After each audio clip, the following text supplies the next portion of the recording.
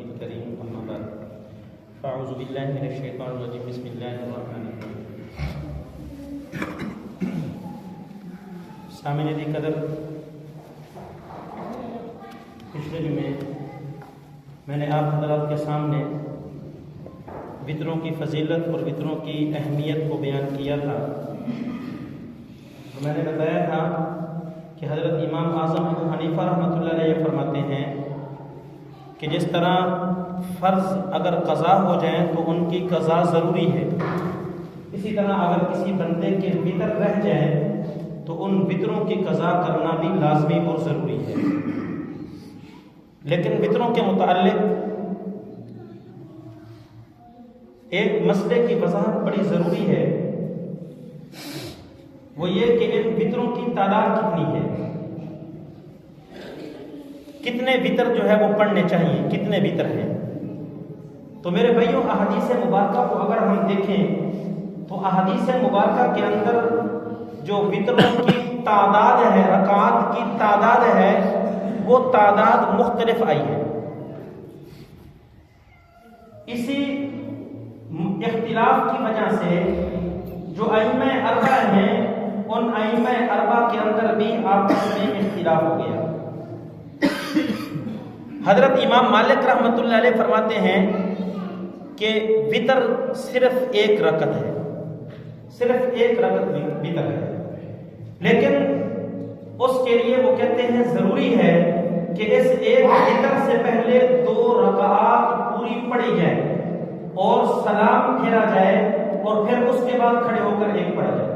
اور اگر پہلے 2 نہیں پڑھی ہیں، صرف اگر کوئی بندہ ایک وطر اکیلا پڑھتا ہے تو امام مالک رحمۃ اللہ علیہ کے ہاں اس کا یہ ایک وطر پڑھنا ٹھیک نہیں ہے، لہٰذا پہلے 2 پڑھے گا تب جا کر یہ ایک پڑھنا ٹھیک ہے، وگرنہ ٹھیک نہیں. حضرت امام شافعی رحمۃ اللہ علیہ، حضرت امام احمد بن حنبل رحمۃ اللہ علیہ، ان 2 ائمہ کی رائے یہ ہے، وہ کہتے ہیں وطر 3 5 7 9 11، ان میں سے کوئی بھی بندہ پڑھ لے وطر تو اس کے وطر ادا ہو جائیں گے. لہذا ایک کے یہ قید نہیں ہے. یہ کہتے ہیں 3 پڑھ لو تب ٹھیک ہے، 5 پڑھ لو تب ٹھیک ہے، 7 پڑھ لو تب ٹھیک ہے، 9 پڑھ لو تب ٹھیک ہے، 11 پڑھ لو تب ٹھیک ہے. پھر ان کے نزدیک جو پڑھنے کا طریقہ ہے وہ طریقہ بھی 2 طرح کا ہے. ایک طریقہ امتحان مفصولاً ہے. مفصولاً کا مطلب یہ ہے کہ الگ الگ کر کے پڑھنی ہے. مثلا ایک بندہ اگر وہ 5 وطر پڑھنا چاہتا ہے تو پہلے وہ 2 جو ہے وہ الگ پڑھے گا، 3 الگ پڑھے گا. اور اگر 7 پڑھنا چاہتا ہے تو وہ الگ الگ پڑھ لے، 3 الگ پڑھے گا اور جو 4 ہیں ان کو الگ کر کے پڑھ لے گا. اگر وہ 9 پڑھنا چاہتا ہے تو 6 الگ پڑھ لے اور 3 الگ پڑھ لے. اگر 11 پڑھنا چاہتا ہے تو پھر وہ 9 الگ 8 الگ پڑھ لے اور 3 جو ہے وہ الگ پڑھ لے. اس طرح ایک طریقہ امتحان پڑھنے کا یہ ہے. اور ایک طریقہ امتحان موصولاً ہے.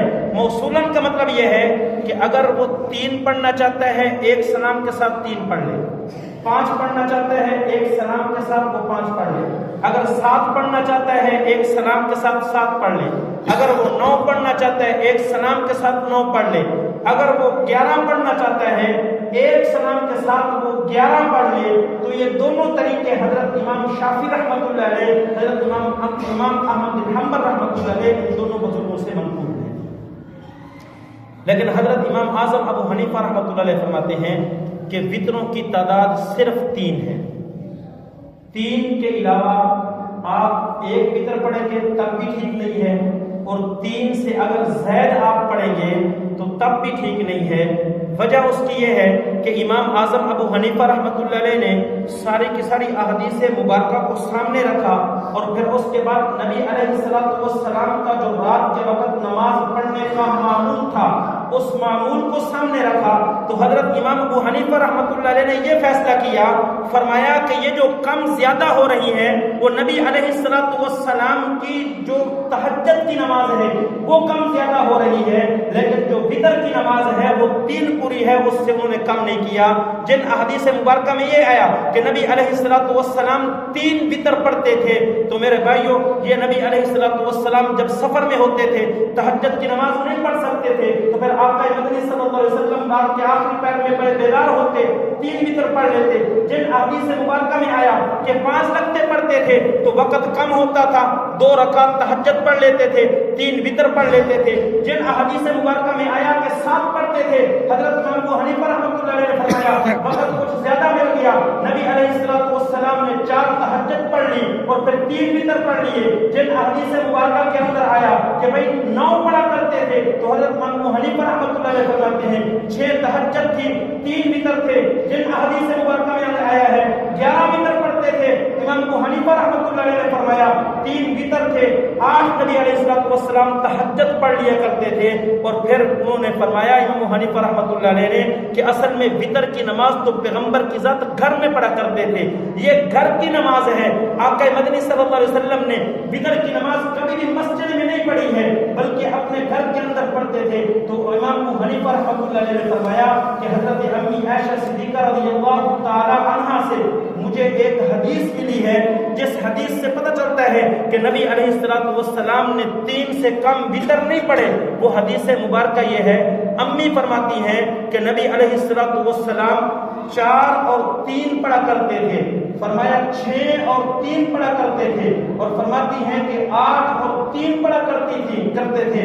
تو امام ابو حنیفہ رحمۃ اللہ علیہ فرماتے ہیں کہ یہ امی جو فرما رہی ہیں کہ 4 اور 3 پڑھتے تھے اور 6 اور 3 پڑھتے تھے اور 8 اور 3 پڑھتے تھے، حضرت امام حنیفہ فرماتے ہیں یہ جو 3 امی ارشاد فرما رہی ہیں یہ 3 وتر ہیں، اور جو ان وتروں سے الگ کر کے ارشاد فرما رہی ہیں وہ نبی علیہ الصلوۃ والسلام کی تہجد تھی۔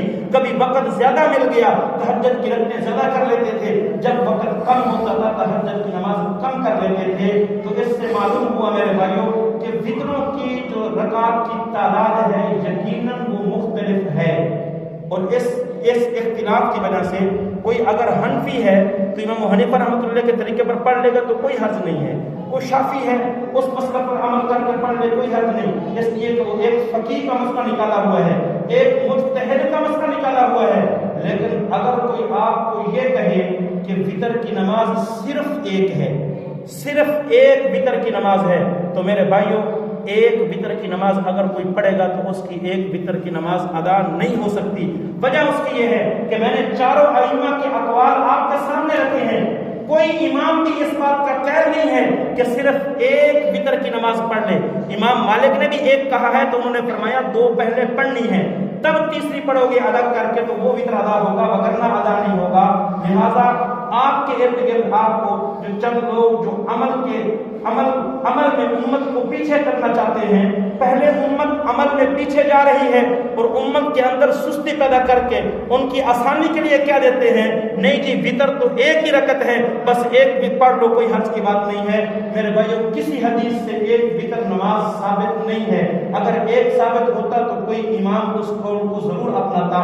دعا ہے خدا کی ذات مجھے اور آپ کو عمل کی توفیق عطا فرمائے۔ وما علینا الا البلاغ۔